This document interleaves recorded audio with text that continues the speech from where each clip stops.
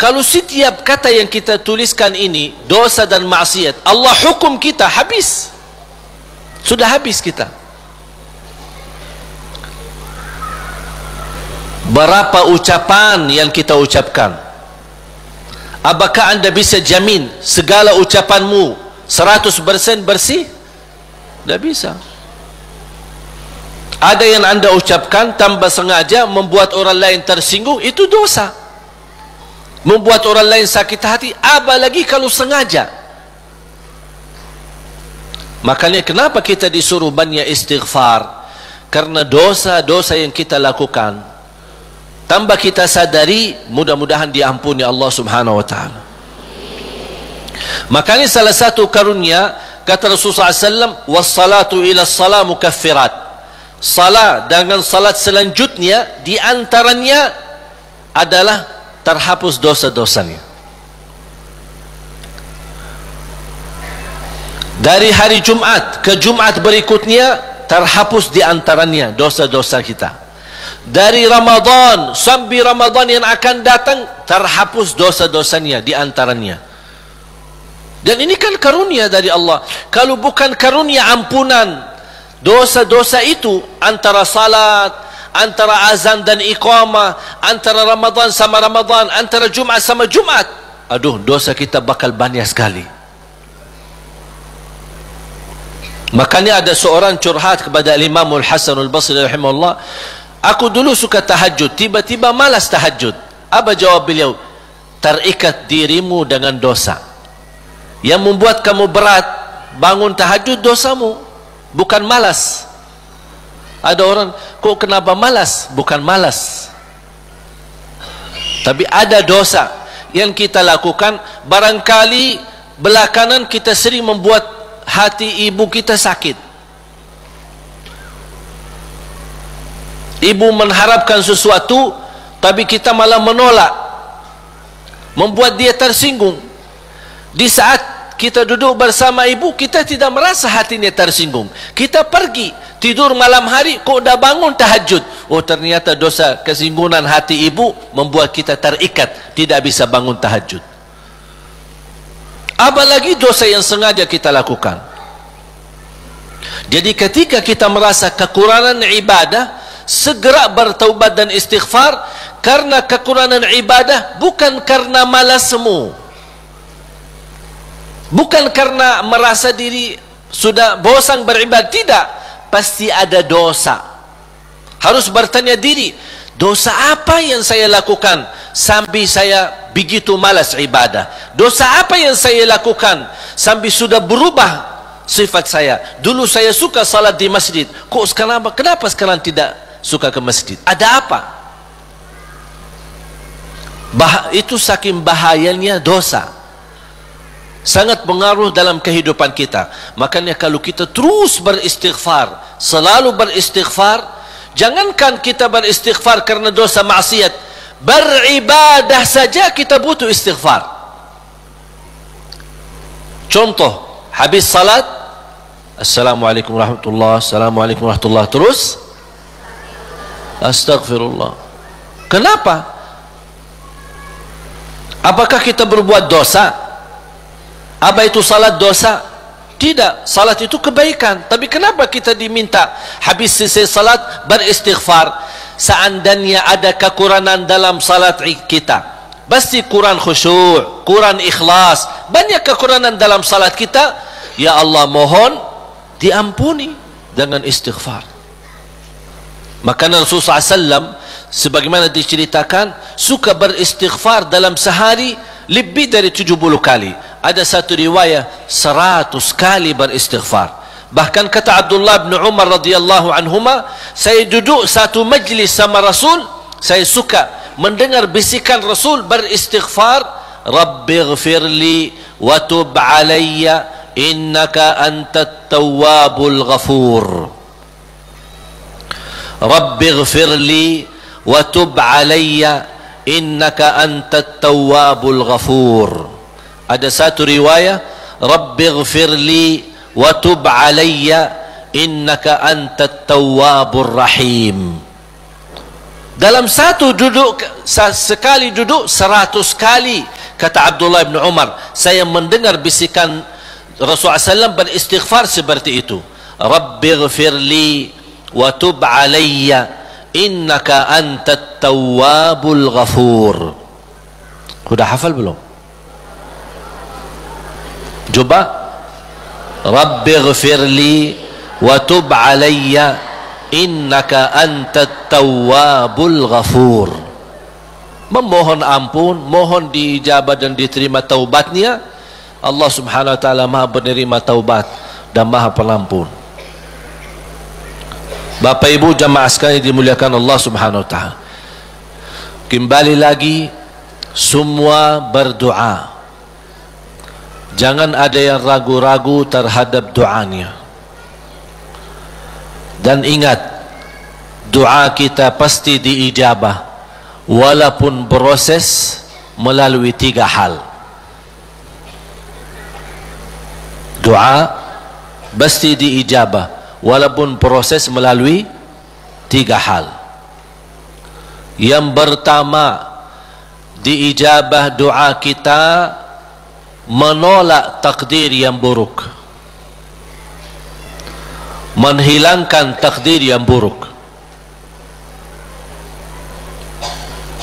Contoh, kita memohon, ya Allah kasih aku jodoh, tapi jodohnya belum datang. Ternyata dalam takdir, karena kita sering berdoa meminta sesuatu, Allah sudah ijabah, tapi Allah memilih daripada memberi jodoh, ada yang lebih daripada itu. Apa? Ternyata ada takdir yang jauh lebih buruk daripada jodoh yang kita minta. Makanya Allah geserkan takdir buruk itu karena doa kita. Turunnya bala, turun bala dari langit. Bala turun dari langit. Doa naik dari bumi, dari kita. Pas di udara bertemu, bala sama doa berantem. Perkelahi antara doa sama bala. Yang kalah siapa? Bala, dan doa naik. Artinya bala tidak jadi turun. Itu saking kuatnya dan berkahnya doa kita. Berarti doa pasti diijabah. Proses pertama, doa yang kita minta Allah belum ijabah secara langsung sesuai permintaan, tapi Allah menolak sebuah bala yang kita tidak tahu. Misal, tertulis dalam takdir kita hari ini akan kena kecelakaan motor, tapi ternyata doa kita tidak pernah bilang, ya Allah selamatkan saya dari kecelakaan motor misalnya. Kita dah berdoa seperti itu. Tapi karena Allah melihat dalam takdir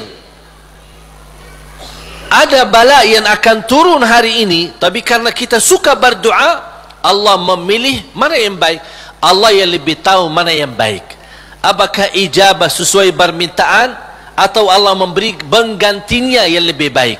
Ternyata penggantinya yang lebih baik, Allah memilih tolak bala. Allah bisa saja kasih jodohnya tapi kena kecelakaan motor. Nanti merasa nyesal. Aduh, baru sudah nikah atau ketemu jodohnya malah dirawat di rumah sakit. Kesal nggak?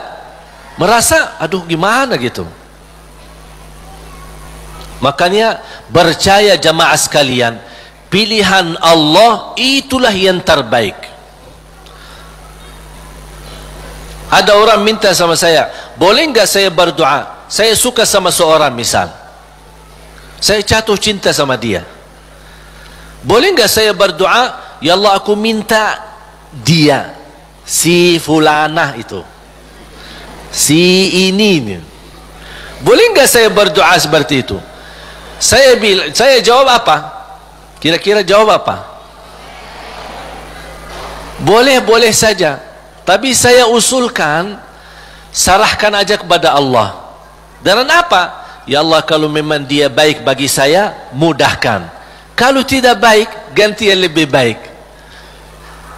Tapi gimana aku jatuh cinta sama dia? Nah, itu beda urusan.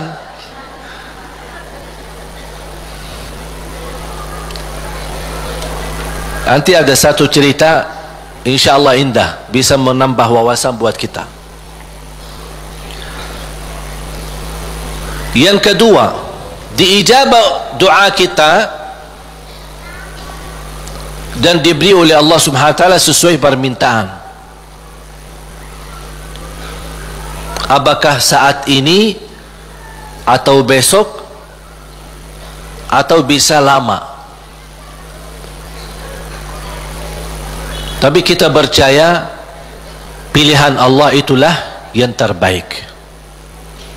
Yang ketiga, doa yang kita minta atau yang kita selama ini bermunajat, ternyata bala masih terus menimpa kita, musibah kita terus ketemu, selesai satu masalah tambah lagi masalah, kemudian permintaan yang kita minta juga belum ketemu. Saya minta kerjaan yang bagus, belum ketemu. Saya sudah berusaha melamar kerja sana sini, belum ada. Terus mana doa aku selama ini, mana? Ternyata yang ketiga, jatuh ni yang di ketiga. Yang ketiga apa? Allah simpan doa kita buat di akhirat. Berarti tidak ada yang hilang di sisi Allah. Kalau tidak tertolak bala, tidak diijabah sesuai permintaan, berarti yakini, oh disimpan di akhirat. Sahabat dan orang salih lebih suka doanya selama di dunia disimpan buat akhirat, karena di akhirat bakal lebih butuh bantuan dan pertolongan Allah dan berkat doa kita. Faham? Walaupun sifat manusia ingin melihat sejarah langsung, minta, ya Allah minta rumah, ada rumah, minta ini, ada ini. Mohon maaf Bapak Ibu, kalau Allah ijabah atau berikan sesuai permintaan kita, nanti kita berhenti berdoa.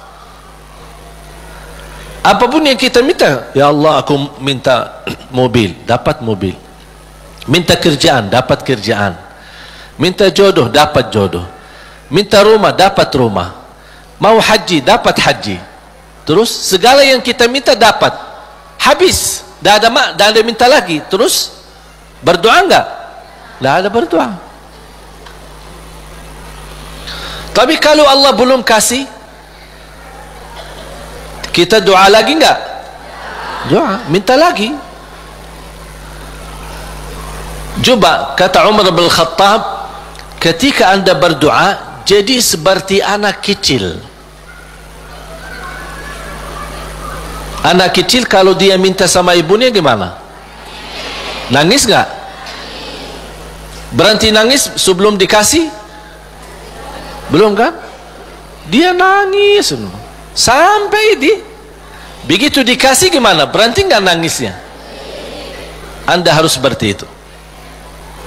Doa nangis, ya Allah belum kasih, aku nangis lagi dong. Belum dikasih, nangis lagi, sampai Allah berkenan kasih. Dan ini sebenarnya bukan tujuannya Allah kasih atau tidak, tapi ingat, titisan air mata ini yang menangis karena Allah akan selamatkanmu dari siksa neraka Jahannam. Rasulullah SAW bersabda, وَعَيْنٌ بَكَتْ مِنْ خَشْيَةِ اللَّهِ حَرَّمَهَا اللَّهُ عَلَى النَّارِ لَا تَمَسَّهَا النَّارِ.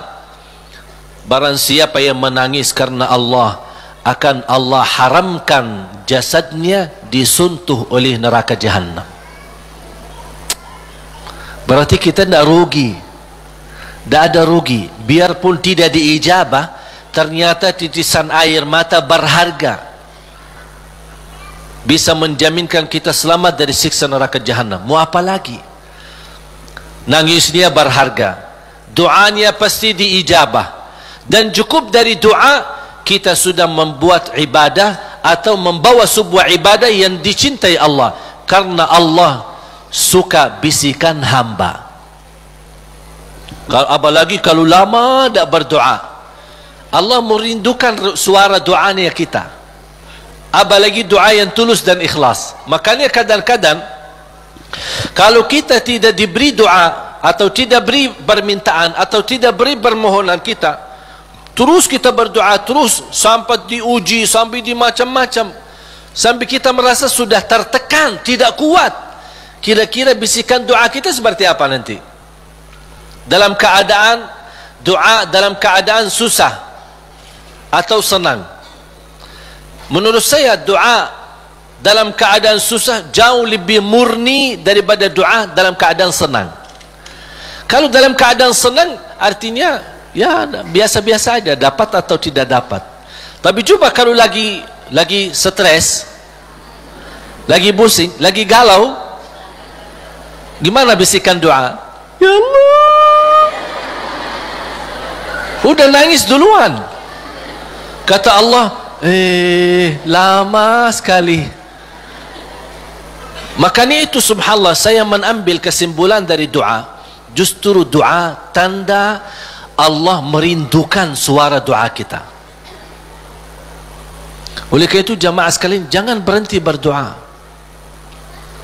terus berdoa.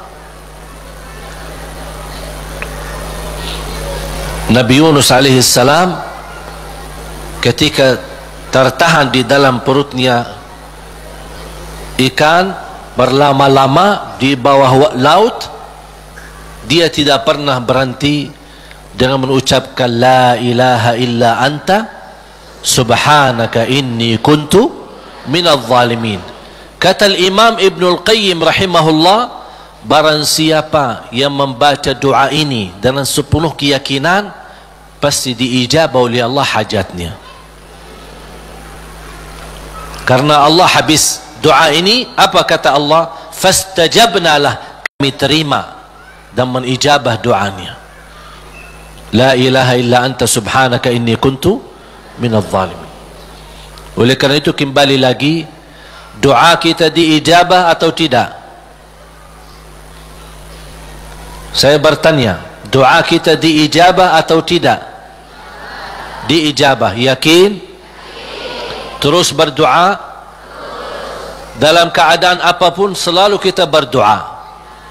Apalagi dalam keadaan susah yang kita yakini tidak ada Tuhan yang bantu kita, tidak ada makhluk yang bisa menolong kita, tidak ada sesuatu yang bisa mengangkat segala musibah dan bala yang kita hadapi, hanya Allah subhanahu wa ta'ala. Apalagi dalam sujud, sempatkan dalam sujud. Karena Rasulullah SAW bersabda, aqrabu ma yakunu al-'abdu ila rabbi wa huwa sajid. Hamba ketika dalam keadaan sujud, posisinya sangat dekat kepada Allah. Makanya di akhir hadis Rasulullah SAW bersabda, fa'akthiru minad du'a, berbanyalah doa. Bisa menikmati doa insyaAllah mulai hari ini. Doa menurut saya sesuatu hubungan yang sangat indah sama Allah. Apalagi kalau bisa berdoa dengan cara curhat. Bisa enggak curhat sama Allah? Kalau lagi galau suka curhat enggak? Sering saya terima, Ustaz boleh curhat enggak? Terus saya bilang apa ya? Boleh atau tidak? Saya bertanya, sudah curhat sama Allah belum? Dia bilang belum. Mau sama Ustaz dulu katanya. Ada saja. Belajar bagaimana bisa curhat. Sungguh kalau kita sudah biasa curhat sama Allah, tidak bakal curhat sama manusia. Jadi ketika berdoa, jangan hanya minta, ya Allah tolonglah, tolonglah ya Allah, ampunilah. Jangan hanya suka minta, cerita. Bisa enggak anda cerita? Allah kan lebih tahu. Allah tahu segala sesuatu. Tapi salah apa kalau saya cerita apa yang terjadi hari ini?